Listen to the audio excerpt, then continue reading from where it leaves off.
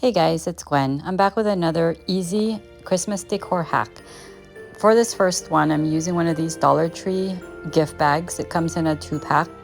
And all I did was cut it apart, just removing the second ply and then putting it into one of those picture frames from Dollar Tree, adding some twine and a cute bell and other embellishments. And that made a super cute, easy decor. The second one, I'm using a thrifted picture frame and this brass gold picture frame.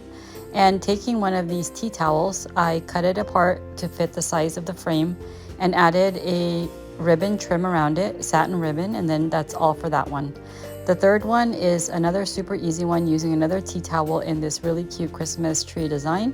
Cut it apart, put it into a Dollar Tree frame, added a burlap ribbon and some twine.